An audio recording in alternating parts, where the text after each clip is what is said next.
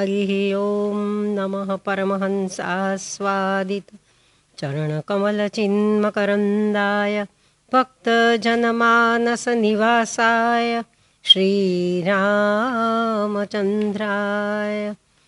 वागीशायस्य वदने लक्ष्मीर्यस्य च वक्षसि यस्यास्ते हृदये संवेत् तं नृसिंहमहं भजे।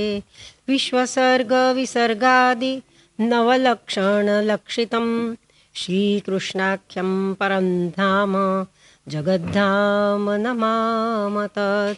सच्चिदानन्दरूपाय विश्वोत्पत्त्यादिहेतवे तापत्रयविनाशाय श्रीकृष्णाय वयं नुमः।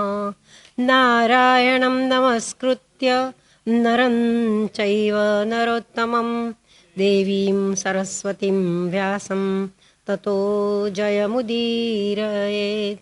कृष्णाय वासुदेवाय हरये परमात्मने प्रणतक्लेशनाशाय गोविन्दाय नमो नमः। शुकरूपप्रबोधज्ञ सर्वशास्त्रविशारद एतत्कथाप्रकाशेन मदज्ञानं विनाशय। भवे भवे यथा भक्तिः पादयोस्तव जायते तथा कुरुष्व देवेश नाथस्त्वं नो यत प्रभो। नाम संकीर्तनं यस्य सर्वपापप्रणाशनं प्रणामो दुःखशमनः तं नमामि हरिं परं। भवतापप्रणाशिन्यै आनन्दघनमूर्तये ज्ञानभक्तिप्रदायिन्यै मातस्तुभ्यं नमो नमः। श्री शुकदेव जी महाराज की जय।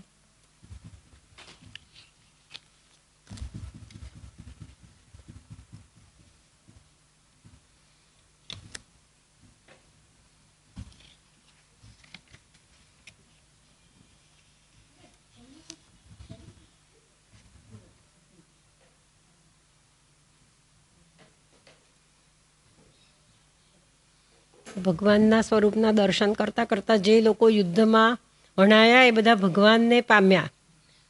ક્ષાત્ર ધર્મથી યુદ્ધ કરનારા જનો ક્ષાત્ર ધર્મેણ યુદ્ધમાનાહ, ક્ષત્રિય ધર્મથી યુદ્ધ કરનારા તત્ સ્વરૂપમ પ્રાપુઃ, ભગવાનના સ્વરૂપને પ્રાપ્ત થયા. ઇતિ એતત ન ચિત્રમ, એમાં કંઈ આશ્ચર્યની વાત નથી. યતઃ મદાંધાઃ અપી પ્રાપુઃ, તો મદાંધા કોણ છે? ગોપીજનો. જે ગોપીઓ છે એ ભગવાનની પાછળ એટલી બધી પ્રેમમાં મદાંધ થઈ ગઈ હતી. તો જે ગોપીજનો હતા એ પણ ભગવાનના સ્વરૂપને પામ્યા એ વાત હવે કહે છે. આ શ્લોક 40 એ વાત છે. એમાં લલિત ગતિ વિલાસ વલ્ગુહાસ, લલિત ગતિ વિલાસ વલ્ગુહાસ પ્રણય નિરીક્ષણ કલ્પિતોરુ માનાઃ, પ્રણય નિરીક્ષણ કલ્પિતોરુ માનાઃ કૃતમનુકૃતવત્ય ઉન્મદાંધાઃ, કૃતમનુકૃતવત્ય ઉન્મદાંધાઃ પ્રકૃતિમગન કિલ યસ્ય ગોપવધ્વઃ, પ્રકૃતિમગન કિલ યસ્ય ગોપવધ્વઃ. તો ભગવાનની કેવી છે? લલિત ગતિ છે, સુંદર ગતિ. ભગવાનની ચાલ બહુ લલિત છે. પછી લલિત ગતિ વિલાસ, ભગવાનનો જે રાસ વિલાસ છે એ બહુ મનોહર છે. પછી વલ્ગુહાસ એટલે મધુર હાસ્ય, ભગવાનનું હાસ્ય વલ્ગુહાસ.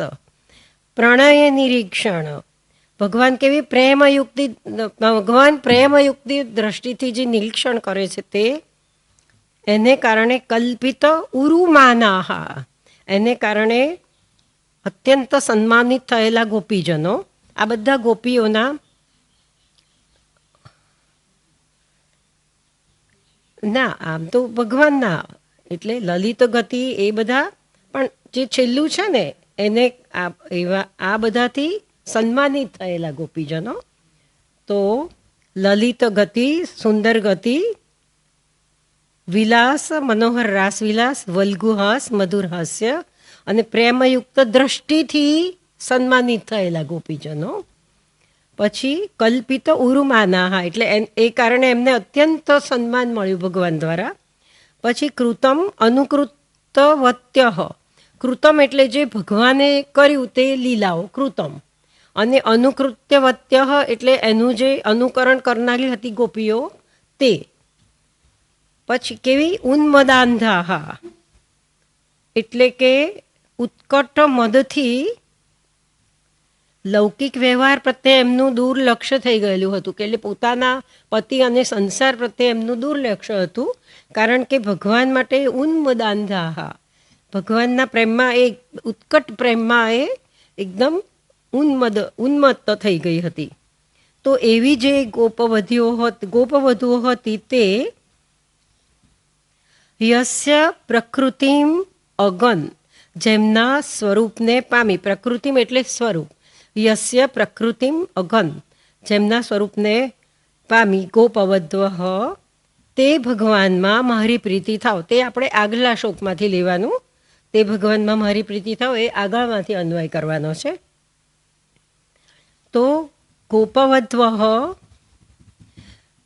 જેમના સ્વરૂપને પામી તે ભગવાનમાં મારી પ્રીતિ થાવ.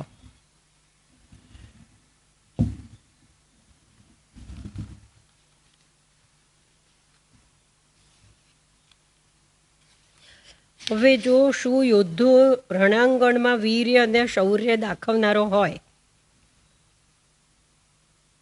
તો શું તેનામાં માધુર્ય ન હોઈ શકે? શ્રી કૃષ્ણના સૌંદર્ય, શૌર્ય, સ્વભાવ, બુદ્ધિમત્તા, પ્રેમ અને ઔદાર્યના જ ભીષ્મ ઉપાસક છે? તો કે ના ના, એ સિવાય એમનામાં એક મધુર ભાવ પણ છે. તો કયો મધુર ભાવ છે? કે ગોપીઓ સાથે નૃત્ય કરનારા કૃષ્ણનો શું ભીષ્મ સ્વીકાર કરે છે? એ મધુર ભાવનો એમનો સ્વીકાર છે. તો કહે છે કે ગીતાના ગાનારા શ્રી કૃષ્ણને સ્વીકારે છે, એવી રીતે વ્રજલીલાના કરનારા શ્રી કૃષ્ણને એ લોકો નથી સ્વીકારતા. જે ગીતાના ગાનારા અને યોગેશ્વરને સ્વીકારે છે, એ લોકો બાળકૃષ્ણની લીલાઓમાં એ લોકોને ઓછી આસક્તિ હોય છે. તો શ્રી કૃષ્ણ ગીતાના ગાનારા છે એ જે સ્વીકાર કરે છે તે વ્રજલીલા અને રાસલીલાના કૃષ્ણને સ્વીકારે છે. તો ગોપીઓ સાથે નાચનારા અને માખણ ચોરી કરનારા શ્રી કૃષ્ણની મધુર લીલા એમને સ્વીકાર્ય છે. તો કે ભીષ્મને તો એ એટલી જ સ્વીકાર્ય છે. રાસવિહારી પ્રભુમાં પણ મારો પ્રેમ થાવ, એમ આ શ્લોકમાં ભીષ્મ કહે છે. આપણે એની ટીકા જોઈએ. લલિત ગતિ ચ વિલાસશ્ચ વલ્ગુહસાદિશ્ચ મંજુ ગતિ આદિભિ.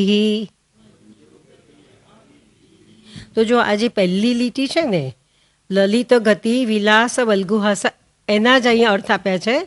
લલિત ગતિ વિલાસશ્ચ વલ્ગુહસાદિશ્ચ મંજુ ગતિ આદિભિ આત્મીયૈ તદીયૈ વા, આત્મીયૈ તદીયૈ વા, એટલે કે જે પોતાના આત્મીયજનો છે, એટલે કે ગોપીજનો છે, તેમની મનોહર ગતિ વગેરે દ્વારા જેમનું કલ્પિત ઉરુહુમાન પૂજા યાસામ તાહા, કલ્પિત ઉરુહુમાન પૂજા યાસામ તાહા, એટલે કે આ બધા દ્વારા પોતાના આત્મીયજનોની ગતિ વગેરે દ્વારા જેમનું બહુમાન પૂજા કરવામાં આવી છે તેવી ગોપીઓ. આ પદ ક્લિયર થઈ ગયું? અતઃ ઉત્કટેન મદેન, જો હવે ભગવાન દ્વારા આટલું બધું સન્માન થયું એટલે ગોપીજનોનો ભગવાન પ્રત્યે પ્રેમ વધી ગયો. ઉત્કટ મદ એમને અંદરથી પ્રગટ થયો કે ભગવાન દ્વારા અમને આટલું બધું સન્માન મળ્યું. તો અતઃ ઉત્કટેન મદેન અંધાહ વિવશાહ, ગોપીઓ કેવી? અંધાહ એટલે વિવશ બનેલી. અતઃ એવ તદેક ચિત્તત્વેન, અને તેથી જ એક ભગવાનમાં જ જેમનું ચિત્ત છે તેવી એક ચિત્ત બનેલી હોવાથી તસ્ય કૃતમ કર્મ ગોવર્ધન ઉદ્ધરણાદિકમ ગોવર્ધન ઉદ્ધરણ આદિકમ વર્ધન ઉદ્ધરણ આદિકમ અનુકૃતવત્ય ગોપવધ્વ. તો શું કહે છે કે ભગવાનમાં જ એમનું એક ચિત્ત થઈ જવાથી ભગવાન જે જે લીલાઓ કરતા હતા એ લીલાઓ એ કરવા માંડી. દાખલા તરીકે ભગવાને ગોવર્ધનનું ઉદ્ધરણ જે ઉંચક્યો તો કોઈ ગોપી ગોવર્ધનના ઉદ્ધરણની લીલા કરવા લાગી, તો કોઈ ગોપી પૂતના લીલાનું, કોઈ શકટભંજન લીલાનું. એ રીતે જે ગોપીના મનમાં ભગવાન પ્રત્યેની જે તન્મયતા હતી એ તન્મયતા પ્રમાણે એ પ્રમાણે તદ અનુકૃતવત્ય એટલે ભગવાનનું અનુકરણ કરવા લાગી. આપણને જે પાત્ર અતિશય પ્રિય હોય એનું આપણે અનુકરણ કરીએ એ રીતે. તો તત્કૃતમ અનુકૃતવત્ય એ આ પદનો અર્થ છે. યસ્ય પ્રકૃતિમ સ્વરૂપમ અગન સ્વરૂપમ અગન. હવે ખરી રીતે એમ કહે છે કે અગમન શબ્દ વ્યાકરણની દ્રષ્ટિએ કરેક્ટ ખરો છે. તો અહીંયા અગન છે એ છંદનો ભંગ થઈ જાય, અગમન લખે તો. એટલે અગન શબ્દ જે છે એ આર્ષ પ્રયોગ છે. એટલે અહીંયા અગન અને અગમન, તો જે મનો લોપ થયો ને, મકારનો જે લોપ થયો એ આર્ષ પ્રયોગ છે. જુઓ, પ્રકૃતિમ સ્વરૂપમ અગન, પછી લખ્યું છે અગમન. બરાબર, અગન પછી અગમન. તો અગમન એ સાચો શબ્દ છે. તો જે અગન છે તે મકારનો જે લોપ છે તે આર્ષ પ્રયોગ છે. બરાબર. કિલ પ્રસિદ્ધમ, કિલ એટલે એ પ્રસિદ્ધ છે કે ગોપીજનો આ રીતે ભગવાનમાં તન્મયતા પામી. તસ્મિન મે રતિ અસ્તુ ઇતિ પૂર્વેણ એવ અન્વય. એટલે તે ભગવાનમાં મારી રતિ થાવ તે પૂર્વના શ્લોકમાંથી આપણે અન્વય લેવાનો છે. જો હવે અહીંયા ટીકામાં તમે વાંચો, જેમના પ્રકૃતિમ સ્વરૂપને અગન પામી, અગનને બદલે અગમન રૂપ થાય.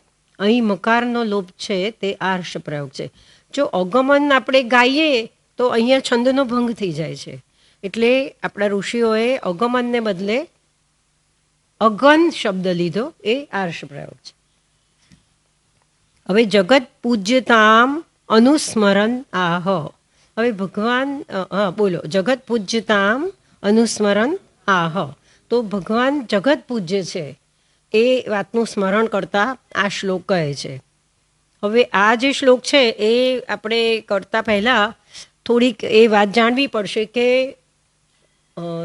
ભગવાન જ્યારે યુધિષ્ઠિરે રાજસૂય યજ્ઞ કર્યો ત્યારે એમાં જે શ્રેષ્ઠ કોણ છે, એને માટે કયો શબ્દ છે, અગ્રપૂજા.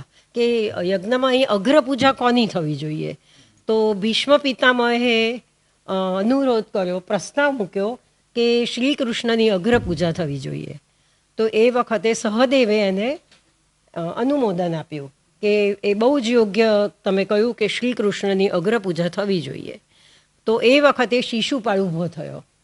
હવે શિશુપાળે બહુ જ એનો વિરોધ કર્યો. 99 જોથી વધારે ગાળ બોલશે તો એનું, એ આપણને બધી ખબર છે. પણ એની કથા એવી છે કે જ્યારે શિશુપાળ જન્મ્યો ત્યારે એને 3 આંખ હતી અને 4 હાથ હતા.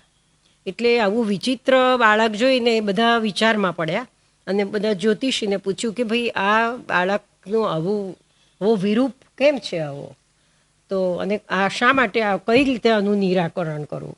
એટલે જ્યોતિષીઓ એમ કીધું કે આ છે એની એક આંખ અને જે બીજા 2 વિચિત્ર જે હાથ છે, ચતુર્ભુજ નહોતો એ, પણ પેલા લટકી પડેલા હાથ ને એ પ્રકારના હોય છે ને.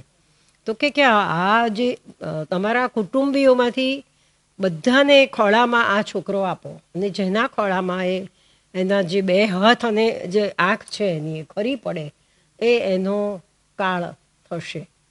એટલે બધાના ખોળામાં એક પછી એક આપવા માંડ્યા. તો શિશુપાળ એ ભગવાનના ફોઈનો દીકરો છે. તો બધાનો વારો સંબંધીઓનો ખોળામાં આપતા આપતા ભગવાનનો વારો આવ્યો. તો જેવો ભગવાનના ખોળામાં શિશુપાળ આવ્યો તો એના બીજા 2 હાથ પેલા લટકી પડેલા અને નેત્રો અદ્રશ્ય થઈ ગયું. એટલે ખબર પડી ગઈ કે આ શિશુપાળનો કાળ આ છે. એટલે શિશુપાળને પહેલેથી જ ભગવાન પ્રત્યે એક જાતની વૈમનસ્ય વૃત્તિ જન્મેલી. એટલે જ્યારે શિશુપાળ ખૂબ ભગવાનને ગાળો દેતો હતો ત્યારે ફોઈએ પગે પડીને કહ્યું ભગવાનને કે આ મારો દીકરો આવું કરે છે, પણ તું એને મારીશ નહીં, તું મને વરદાન આપ, આવું મને વચન આપ. એટલે ભગવાને કહ્યું કે જા, તને હું વચન આપું છું કે નહીં મારું, 99 ગાળ બોલશે ત્યાં સુધી નહીં મારું, પણ જો 100 ગાળ બોલશે તે દિવસ હું એનું સુદર્શન ચક્રથી. યજ્ઞમાં જ્યારે અગ્રપૂજાનો પ્રસ્તાવ મૂક્યો ત્યારે શિશુપાળે ગાળો બોલવાનું ચાલુ કર્યું કે આજે તો હું અટકવાનો નથી, જ્યારે વિનાશકાળે વિપરીત બુદ્ધિ. એટલે 100 પાર જેવા થયા આવ્યો ભગવાને સુદર્શન ચક્રથી એનું માથું વાળી નાખ્યું અને ભગવાન એવી રીતે મસ્તક વાળ્યું કે યજ્ઞભૂમિ પર રક્તનું એક પણ ટપકું ના પડે, કારણ કે નહીં તો યજ્ઞભૂમિ અપવિત્ર થઈ જાય. એટલે એ રીતે શિશુપાળનો વધ કર્યો, જય જયકાર થયો અને ભગવાનની જે અગ્રપૂજા થઈ એ પ્રસંગનો આ શ્લોકમાં ઉલ્લેખ છે. હવે આપણે શ્લોક વાંચો. મુનિગણ નૃપવર્ય સંકુલેન્ત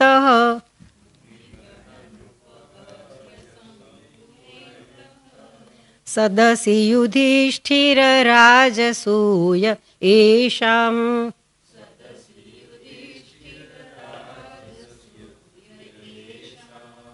અર્હણમુપપેદ ઈક્ષણીયો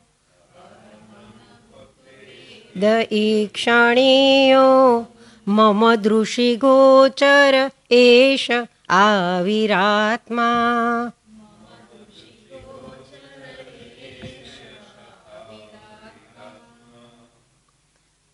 તો રાજસૂયે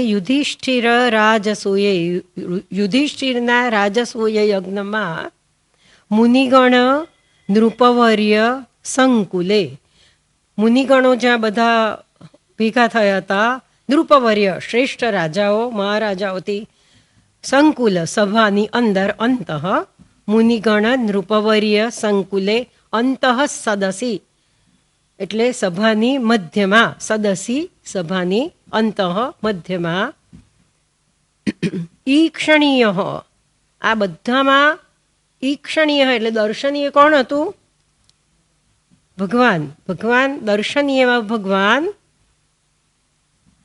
એશામ એટલે કે આ બધાની, અર્હણમ ઉપપેદે આ બધાની અગ્રપૂજા પામ્યા હતા.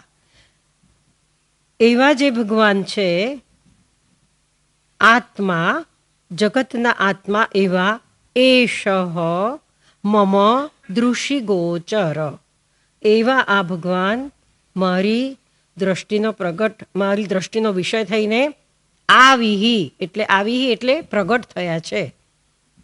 તે મારું અહોભાગ્ય છે. અત્યારે મહાપ્રયાણના સમયે ભગવાન પ્રગટ થયા છે, એ મારું અહોભાગ્ય છે. હવે જો ફરીથી એકવાર અન્વય જુઓ. યુધિષ્ઠિર રાજસૂયે મુનિગણ નૃપવર્ય સંકુલે અંતઃસદસી ઈક્ષણીય એષામ અર્હણમ ઉપપેદે. ઈક્ષણી એવા ભગવાન આ બધાની અર્હણમ પૂજાને પ્રાપ્ત થયા, અગ્ર પૂજાને પ્રાપ્ત થયા. એષ એટલે કે આ ભગવાન મમ દૃષિગોચર મારા દ્રષ્ટિનો વિષય બન્યા છે. એષ આત્મા આ ભગવાન, જગતના આત્મારૂપ ભગવાન મારા દ્રષ્ટિનો વિષય બની પ્રગટ થયા છે, તે મારું અહોભાગ્ય છે. એમ ટીકામાંથી લેવાનું છે. હવે ટીકા જુઓ. મુનિગણૈઃ નૃપવર્યૈઃ ચ સંકુલે વ્યાપ્તે અંતઃસદસી સભા મધ્યે. તો જુઓ, મુનિગણોથી અને શ્રેષ્ઠ રાજાઓથી સંકુલ એટલે ભરાયેલી, વ્યાપ્ત થયેલી, અંતઃસદસી સભાની અંદર, સભા મધ્યે યુધિષ્ઠિરસ્ય રાજસૂયે યુધિષ્ઠિરના રાજસૂય યજ્ઞમાં એશામ મુનિગણાદિનામ, આ જે બધા મુનિગણો નૃપવર્યો વગેરે જે છે એમને માટે ઈક્ષણીય, ઈક્ષણીય એટલે કે અત્યંત દર્શનીય, અહો રૂપમ અહો મહિમા ઇતિ એવમ આશ્ચર્યેણ વિલોકનીય, અહો મહિમા ઇતિ એવમ આશ્ચર્યેણ વિલોકનીય. હવે જો આ ઈક્ષણીયનો આ અર્થ કર્યો, ઈક્ષણીય એટલે શું?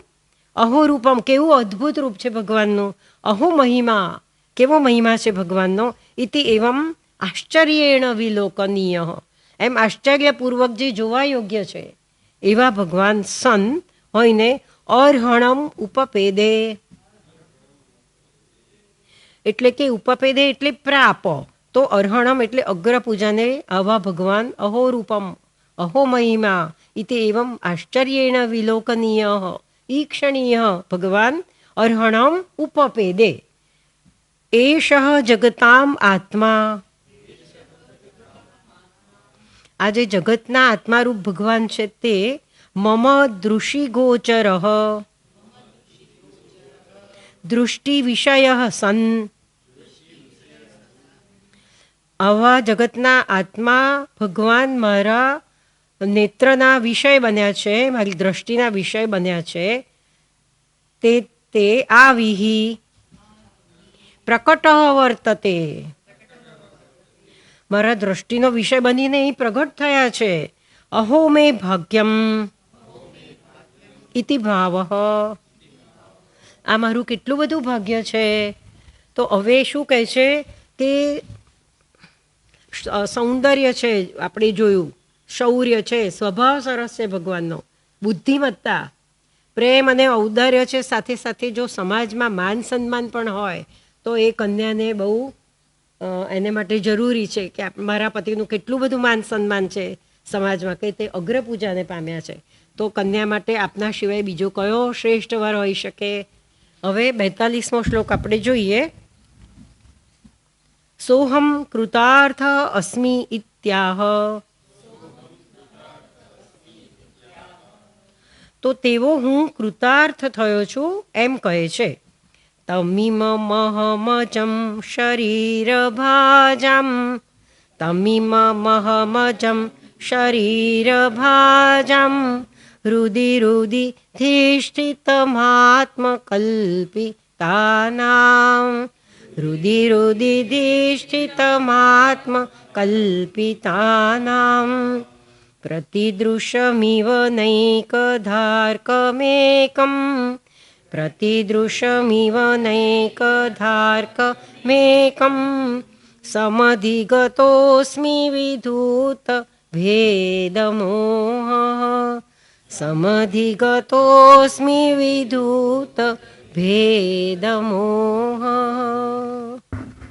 તો પહેલાં થોડું તમે બેકગ્રાઉન્ડ જુઓ. જીવનના વ્યવહારમાંથી ભેદ અને મોહ, જો આમાં શું છે, સમધિગત અસ્મિ વિધૂત ભેદ મોહ, તો જેના ભેદ અને મોહ એટલે કે ભ્રમ એ સારી રીતે નાશ પામ્યા છે, વિધૂત ધોવાઈ ગયા છે, તે જીવનના વ્યવહારમાંથી ભેદ અને મોહ નિવૃત્ત થાય એનું નામ જીવન મુક્તિ. જ્યારે આપણામાંથી ભેદ અને મોહ જાય એટલે આપણે જીવન મુક્ત થયા. તો પ્રત્યેક કાર્યમાં ભેદ અને મોહથી પર રહી કાર્યશીલ થવું એનું નામ જીવન મુક્તિ. ભેદ અને મોહ અજ્ઞાન અને અવિવેકમાંથી ઉત્પન્ન થાય છે, બંનેનું રહેઠાણ બુદ્ધિ. તો ધૃતરાષ્ટ્રે કૌરવો માર્યા અને પાંડવો મામકાહ પાંડવાશ્ચૈવ, એમ આપણે મહાભારત શરૂ થયું. મામકાહ પાંડવાશ્ચૈવ એમ ભેદભાવ કર્યો. તો મારા પુત્રને ભોગવવા રાજ્ય જોઈએ એમ નશ્વર પદાર્થમાં મોહ કર્યો. પરિણામે મહાભારતનું યુદ્ધ થયું. તો ભેદ અને મોહ આ બતાવ્યા. ભીષ્મ પિતાએ મતિનું પ્રભુને સમર્પણ કર્યું. સૌથી પહેલાં કહ્યું ને ઇતિ મતિ રૂપકલ્પિતા. તો ભીષ્મ પિતાએ તો મતિનું પ્રભુને સમર્પણ કર્યું, તેથી વિવેકનો ઉદ્ભવ થયો, એટલે ભેદ અને મોહ ગયા. વિધૂત ભેદ મોહ થયેલા ભીષ્મ કહે છે કે હે શ્રી કૃષ્ણ, આપની સ્તુતિથી અને દર્શનથી મારા ભેદ અને મોહ વિધૂત દૂર થઈ ગયા છે. ભગવત સેવા, ભગવત સ્તુતિ અને ભગવદીઓનો સંગ, સેવા, સ્તુતિ અને સંગ, આ 3 સાધનોથી ભેદ અને મોહ દૂર થાય છે. જળ ભરેલા જુદા જુદા પાત્રોમાં, અહીંયા નાનું પાત્ર છે, અહીં મોટું પાત્ર છે, અહીંયા જુદા જુદા જાતના પાત્રો છે, તો સૂર્યના અનેક પ્રતિબિંબ એમાં દેખાશે.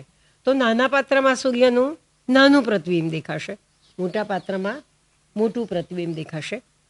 એ વાત આ શ્લોકમાં છે કે જળ ભરેલા જુદા જુદા પાત્રોમાં એક જ સૂર્યના અનેક પ્રતિબિંબ દેખાય છે. તે પ્રકારે પ્રત્યેકના હૃદયમાં પરમાત્મા પ્રતિબિંબિત થઈ અનેક જીવ રૂપે દેખાય છે. દરેક જીવ જુદા જુદા છે, તો એક જ પરમાત્મા દરેકમાં જુદી જુદી રીતે લક્ષિત થાય છે, જુદી જુદી રીતે દર્શિત થાય છે. હૃદય હૃદયધિષ્ઠિતમ, દરેકના હૃદયમાં પરમાત્મા રહેલા છે, તે એક જ પરમાત્માનું પ્રતિબિંબ છે. પ્રત્યેકના હૃદયમાં વિરાજમાન તે અજન્મા પરમાત્માને શરણે હું જાઉં છું, જેણે પાર્થ સારથી તરીકે સંગ્રામમાં સતત દર્શન આપી મને મુક્ત કર્યો છે. આવી તન્મયતાપૂર્વકની સ્તુતિ એમણે કરી. હવે આ શ્લોક તમે જુઓ. તમિમ મહમ તમ ઇમમ અહમ અજમ. જો કેટલા શબ્દો છે, તમ, ઇમમ, અહમ, અજમ. તો તમ એટલે તે ભગવાન, ઇમમ એટલે કે આ અજન્મા ભગવાન, અહમ એટલે કે હું, અને અજમ.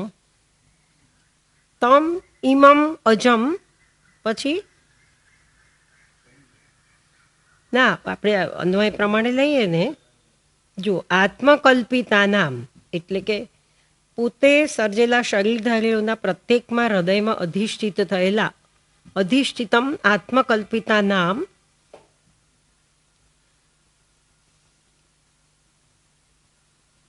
શરીર ભાજામ, શરીરધારીઓના પ્રત્યેકના હૃદયમાં એક જ હોવા છતાં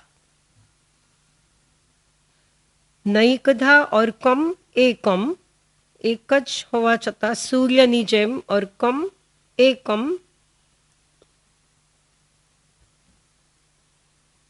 અધિષ્ઠિતમ અધિષ્ઠિત થયેલા સૂર્યની જેમ પોતે એકમ એક જ હોવા છતાં અનેકધા પ્રતિદૃશમ અનેક રૂપે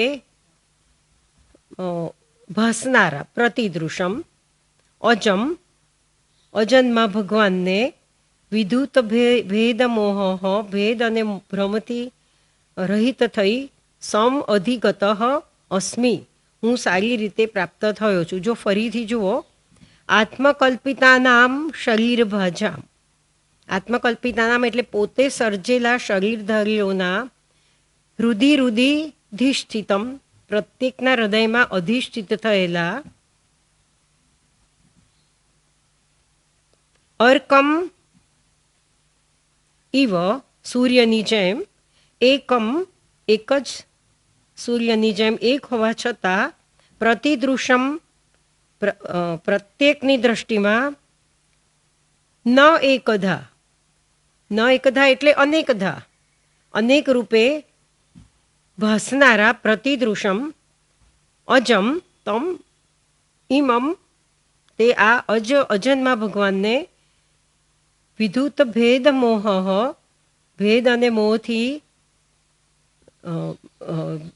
રહિત થયેલો હું, સમધિગત અસ્મિ છે. થોડો કોમ્પ્લિકેટેડ, પણ તમે 2-3 વાર જોશો ને એટલે આવી જશે ખ્યાલ. હા, જુઓ. આત્મકલ્પિતા નામ શરીર ભજામ હૃદયધિષ્ઠિતમ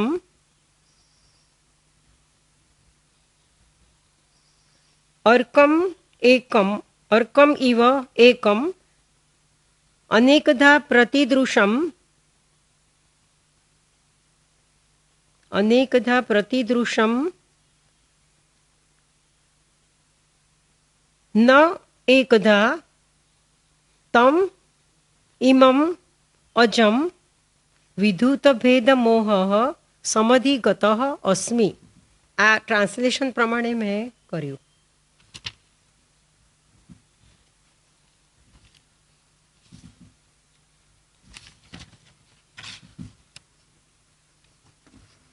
હવે આની ટીકા જુઓ તો તમને થોડું વધારે ક્લિયર થશે.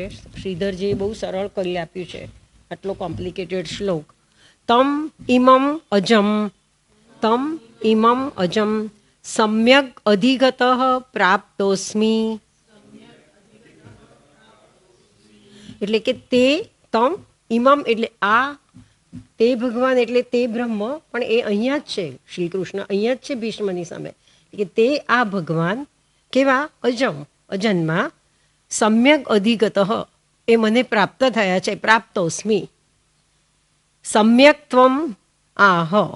તો એ ત્વમ આહ એટલે હવે એ જે અજમ છે, અજન્મા ભગવાન છે, એમની પૂર્ણતાને દર્શાવે છે. વિધૂત ભેદ મોહ, કે ભેદ મોહ, ભેદ અને મોહથી રહિત થઈને તદર્થમ ભેદસ્ય ઔપાધિકત્વમ, ભેદસ્ય ઔપાધિકત્વમ આહ. ભેદની ઉપાધિરૂપતા કહે છે. એટલે કે ભેદની ઉપાધિરૂપતા એટલે શું? કે ભેદ જે દરેકમાં જુદો જુદો દેખાય છે આપણને, તે એની ઉપાધિરૂપતા છે. એટલે ઉપાધિ એટલે શું? જે આપણને દેખાય છે ખરેખર એ છે નહીં. ઉપાધિ આજે સૂર્ય ખરેખર છે, પણ જે તે પ્રત્યેકમાં જે પ્રતિબિંબ જે થાય છે એ ઉપાધિ છે. તો એ જે છે એની ઉપાધિ રૂપતા દર્શાવે છે. આત્મકલ્પિતાનામ સ્વયં નિર્મિતાનામ. તો એ પોતે સર્જેલું છે. આપણા હૃદયનું જે પ્રતિબિંબ છે તે પોતે સર્જેલું છે. આત્મકલ્પિત સ્વયં નિર્મિત શરીર ભાજામ પ્રાણીનામ. શરીરધારી, શરીર ભાજામ એટલે શરીરધારી પ્રાણીઓ. રુધિ રુધિ પ્રતિહૃદયમ એટલે પ્રત્યેકના હૃદયમાં ધિષ્ઠિતમ અધિષ્ઠિતમ અથવા તો અધિષ્ઠાય સ્થિતમ ઇતિ યાવત. એટલે કે અંદર અધિષ્ઠિત થઈને રહેલાને એમ કહેવા માગે છે. હવે ખરેખર અહીંયા અધિષ્ઠિતમ જોઈએ, આપણે અધિષ્ઠાતા એમ કહીએ છીએ ને, પણ અહીંયા પણ ધિષ્ઠિતમ છે.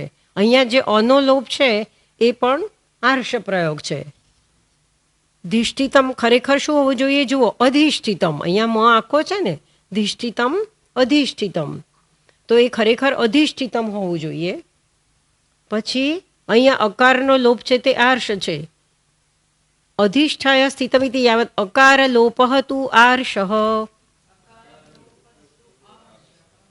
તો જે અધિષ્ઠિતમનો અ નથી ને, એકલું ધિષ્ઠિતમ છે તે આર્ષ પ્રયોગ છે. ન એકધા અનેકધા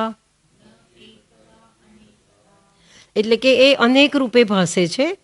અધિષ્ઠાન ભેદાત અનેકધા ભાતમ, અધિષ્ઠાન ભેદાત અનેકધા ભાતમ ઇત્યર્થ. એટલે અધિષ્ઠાનનો ભેદ એટલે મેં હમણાં કહ્યું ને કે નાનું પાત્ર હોય તો નાના સૂર્યનારાયણ દેખાય, મોટું પાત્ર હોય તો, એટલે અધિષ્ઠાનના ભેદથી અનેકધા અનેક રૂપે જે દેખાય છે. અત્ર દૃષ્ટાંત સર્વ પ્રાણીનામ દૃશમ દૃશમ. સર્વ પ્રાણીઓની દ્રષ્ટિમાં, દરેકની દ્રષ્ટિએ પ્રત્યેકમ એવ અર્કમ, પ્રત્યેકમ એવ અર્કમ અનેકધા પ્રતીતમ ઇવ ઇતિ, પ્રતીતમ ઇવ ઇતિ. તો દરેકમાં જુદા જુદા જે પ્રતીત થાય છે ભગવાન, એમ કહે છે કે ચક્ષુના નિયામક તરીકે રહેલો સૂર્ય જુદા જુદા રૂપે પ્રતીત થાય છે. તો દરેકની દ્રષ્ટિમાં અનેક રૂપે ભાસનારા તે આ ઇમમ તમ ઇમમ અજમ, તે આ અજન્મા ભગવાનને સમધિગત અસ્મિ, હું પ્રાપ્ત થયો છું.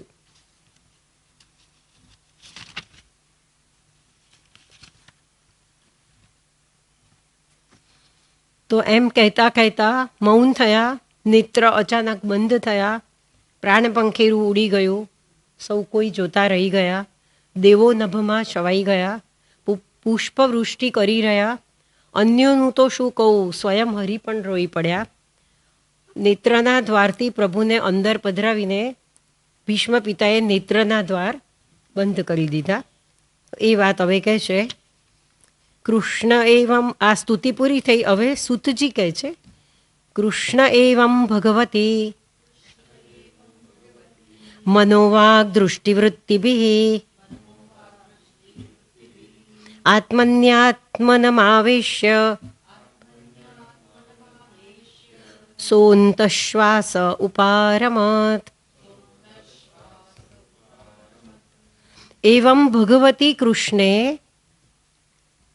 આ પ્રમાણે ભગવાન કૃષ્ણમાં મનોવાક દૃષ્ટિ વૃત્તિભી, મન વાણી દ્રષ્ટિ અને વૃત્તિ દ્વારા આત્મની આત્માનમ આવેશ્ય, આત્મારૂપ કૃષ્ણ ભગવાનમાં આત્માને એકરૂપ કરીને આવેશ્ય સહ, તે ભીષ્મ પિતાએ અંતઃશ્વાસ ઉપારમત, પોતાના શ્વાસને અંદર જ વિલીન કરી દીધો. આપણે શું મૃત્યુ થાય ત્યારે છેલ્લે શ્વાસ બહાર નીકળી જાય, પણ ભીષ્મ પિતામાં શું થયું, એમણે પોતાનો શ્વાસ અંદર જ વિલીન કરી દીધો અને ભગવાનમાં એમની વૃત્તિઓ બધી વિલીન કરીને શાંત થઈ ગયા. સહ અંતઃશ્વાસ ઉપારમત મનોવાગ દૃષ્ટિનામ વૃત્તિભિઃ, મન વાણી અને દૃષ્ટિ તથા વૃત્તિ દ્વારા, વૃત્તિથી આત્માને પરમાત્માની શ્રી કૃષ્ણે, બોલો પરમાત્માની શ્રી કૃષ્ણે, મની શ્રી કૃષ્ણે અંતઃ એવ વિલીન શ્વાસ યસ્ય સહ, અંતઃ એવ વિલીન શ્વાસ યસ્ય સહ, જેમનો શ્વાસ અંદર જ વિલીન થઈ ગયો તેવા તે ભીષ્મ પિતા. તો કળીકાળમાં તન્મયતાપૂર્વકની સ્તુતિ મોક્ષ પ્રાપ્તિ માટે સુલભ માર્ગ છે એમ બતાવ્યું આપણને, કે તન્મયતાપૂર્વક સ્તુતિ કરો તો આપણને ભગવાનમાં મોક્ષ પ્રાપ્તિ, ભગવાનમાં આપણે મળી શકીએ. તો શ્વાસને અંદર જ વિલીન કરીને શાંત થયા, અર્થાત શ્રી કૃષ્ણ ભગવાનમાં જ પ્રવેશ્યા. એટલે એનો અર્થ એ કે શ્રી કૃષ્ણ સાથે જ્યારે ભગવાન પાછા અવતરણ કરશે ત્યારે પાછા લીલામાં પધારશે એમ કહેવા માગે છે. સંપદ્યમાનમાજ્ઞાય ભીષ્મં બ્રહ્મણિ નિષ્કલે સર્વે બભૂવસ્તે તૂષ્ણીમ વયાંસીવ દિનાત્યયે.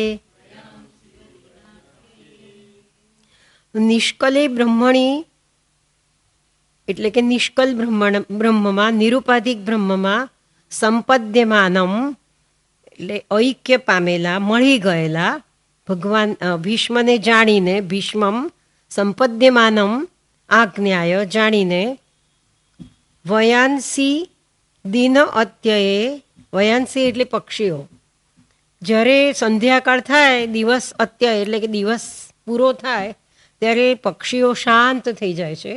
વયાંસી દિન અત્યયે ઇવ સર્વે તૂષ્ણીમ બભૂવુઃ, જેમ પક્ષીઓ શાંત થઈ જાય છે એમ તે સર્વે શાંત થઈ ગયા એમ કહે છે.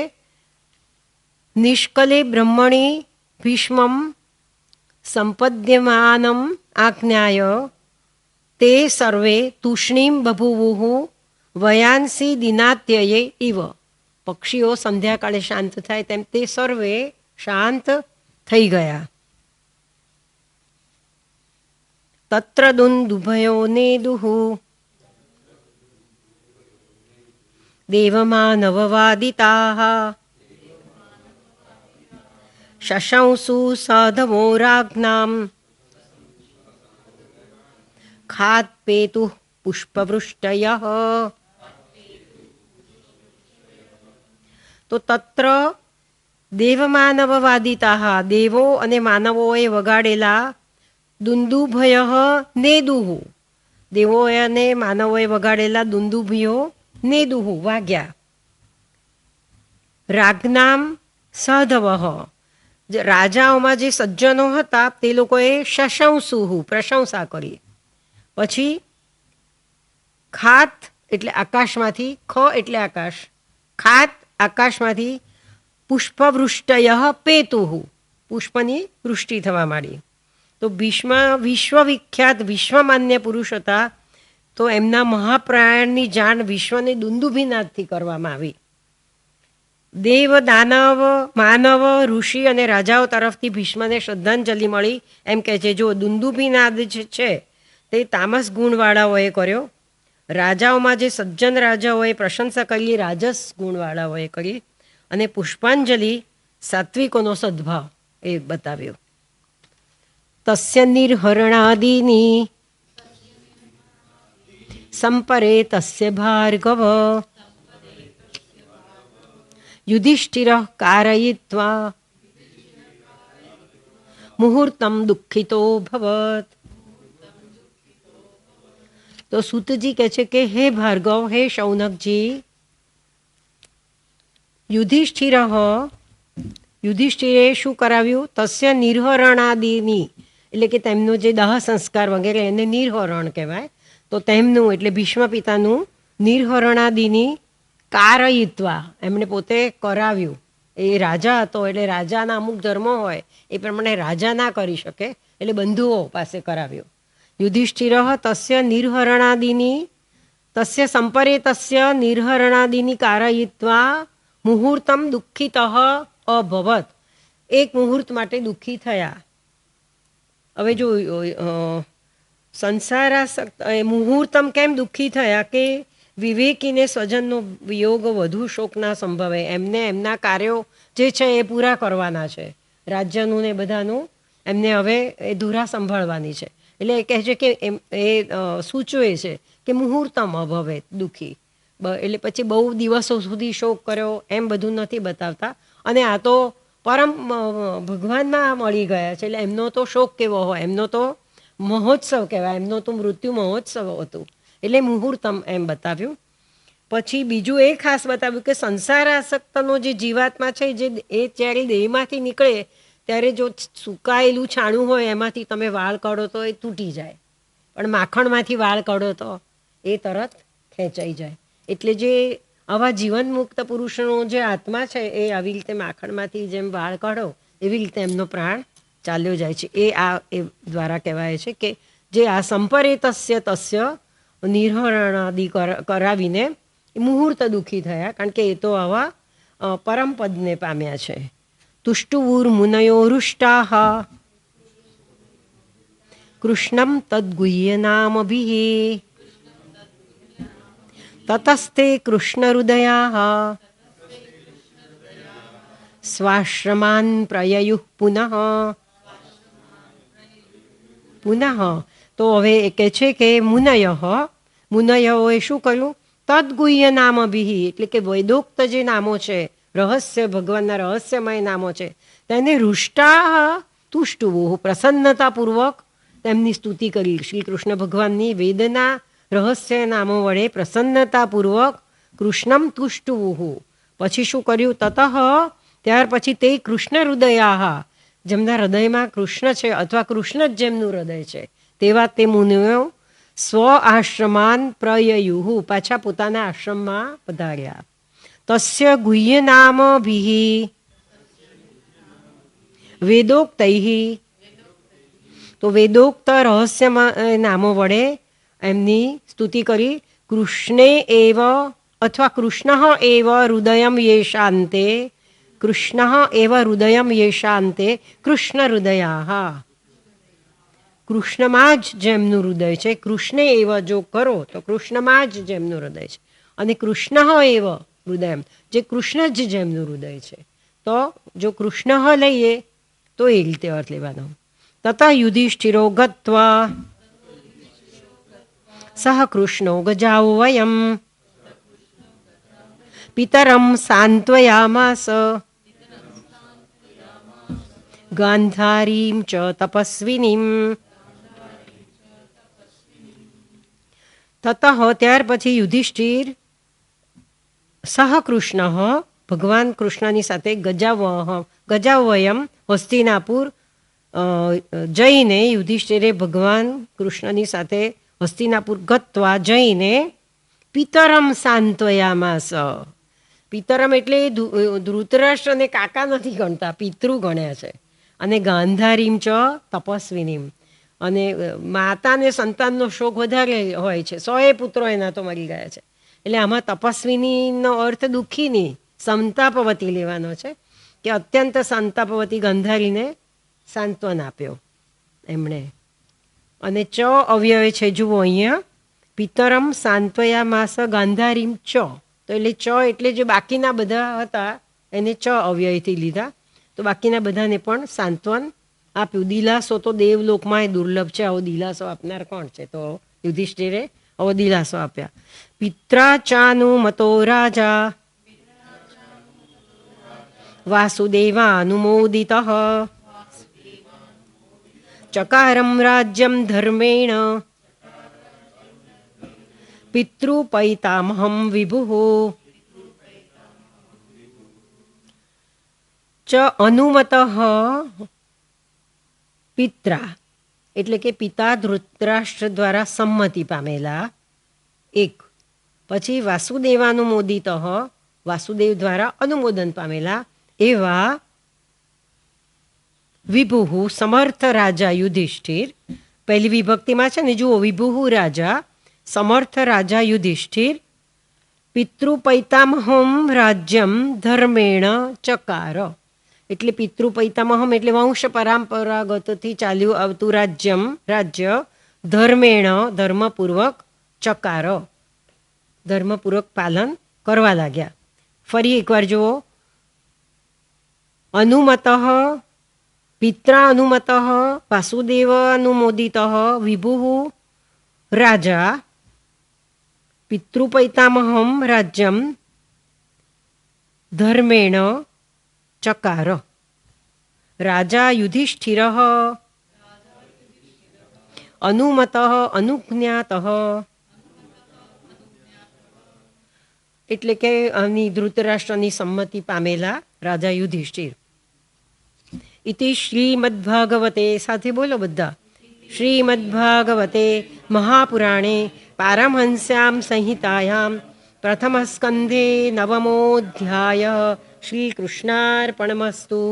ઇતિ શ્રીમદ્ભાગવતે પ્રથમસ્કંધે શ્રીધરસ્વામી વિરચિતાયામ ભાવાર્થદીપિકાયામ ટીકાયામ નવમોऽધ્યાય શ્રીકૃષ્ણાર્પણમસ્તુ.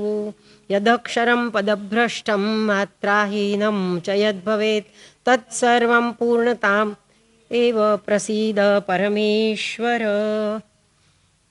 હવે આપણે ભીષ્મ સ્તુતિનું ગાન કરી લઈએ, થોડોક સમય છે તો એટલામાં થઈ જશે. ભીષ્મ ઉવાચ, પહેલી 32મો શ્લોક. ભીષ્મ ઉવાચ, આપણે બધા સાથે કરીશું ને. ઇતિમતિરૂપકલ્પિતા વિતૃષ્ણા ભગવતી સાત્વત પુંગવે વિભૂમ્ને સ્વસુખમુપગતે ક્વચિદ્વિહર્તું પ્રકૃતિમુપેયુષી યદ્ભવ પ્રવાહ. ત્રિભુવનકમनं તમાલવર્ણં રવિકરગૌરવરામ્બરં દધાને વપુરલકકુલાવૃતાનનાબ્જં વિજયસખે રતિરસ્તુ મે નવદ્યા. યુધિતુરગરજો વિધૂમ્ર વિશ્વ કચલુલિતશમવાર્યલંકૃતાસ્યે મમ નિશિતશરૈર્વિભીદ્યમાનત્વચિ વિલસત કવચેસ્તુ કૃષ્ણ આત્મા. સપદિ સખીવચો નિશમ્ય મધ્યે નિજ પરયોર્બલયોરથં નિવેશ્ય સ્થિતવતી પરસૈનિકાયો રક્ષણા ઋતવતી પાર્થ સખેરતિર્મમાસ્તુ. व्यवहितपृतनामुखं निरीक्ष्य स्वजनवधाद् विमुखस्य दोषबुद्ध्या कुमतिमहरदात्मविद्यया चरणरतिः परमस्य तस्य मेस्तु स्वनिगममपहाय मत्प्रतिज्ञां ऋतमधिकर्तुमवाप्लुतो रथस्थः द्रुतरथचरणोऽभ्ययात् चलद्गुः हरिरिव हन्तुमिभं गतो तरीयः शीतविशिखहतो विशीर्णदंशः क्षतजपरिप्लुत आततायिनो मे प्रसभमभिससार मद्वदार्थं स भवतु मे भगवान् गतिर्मुकुन्दः विजयरथकुटुम्ब आत्ततोत्रे द्रुतहयरश्मिनि तच्छ्रिये क्षणीये भगवतिरतिरस्तु मे मुमूर्षोः यमिह निरीक्ष्य हतागता स्वरूपम् ललितगतिविलास वल्गुहास प्रणयनिरीक्षणकल्पितोरुमानाः कृतमनुकृतवत्य उन्मदान्धाः प्रकृतिमगं किल यस्य गोपवध्वः मुनिगणनृपवर्य सङ्कुलेन्तः सदसि युधिष्ठिरराजसूय येषाम् अर्हणमुपपेद ईक्षणीयो मम दृशिगोचर एष आविरात्मा तमिममहमजं शरीरभाजां हृदि धिष्ठितमात्मकल्पितानां प्रतिदृशमिव नैकधार्कमेकं समधिगतोऽस्मि विधूत भेद मोह इति श्री भीष्मस्तुतिः श्रीकृष्णार्पणमस्तु। જો આપણે વસંત પંચમીએ આરંભ કર્યો તો હમણાં જ વસંત પંચમી ગઈ. એક વર્ષમાં આપણે 6 મહાત્મ્યના અધ્યાય અને 9 એમ 15 અધ્યાય આપણા થયા. જો કે ઓછા કહેવાય પણ આ વખતે આપણે બહુ રજા ના પાડીએ એવું તો વધારે થઈ શકે. આવતી વખતે આપણે 10મો અધ્યાય, હવે એકદમ નવો જ વિષય આવે છે. હવે સ્તુતિનો ભાગ, હવે બધી કથાનો હવે ભાગ આવે છે.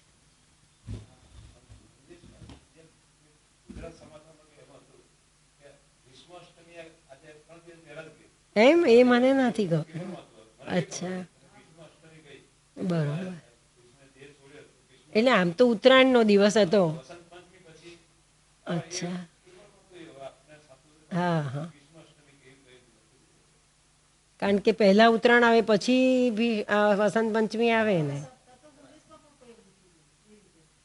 અચ્છા અચ્છા, એમ એ બી થઈ શકે.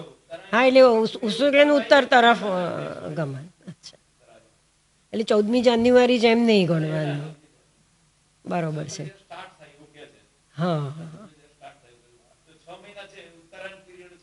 હા, એટલે ખરેખર છે ને, મેં એક સત્સંગમાં એમ સાંભળેલું કે ભીષ્મ 55 દિવસ પડ્યા રહ્યા. એટલે મેં ગણ્યું કે માક્ષર સુદ 11થી તો થાય નહીં ઉત્તરાયણ સુધી 55 દિવસ.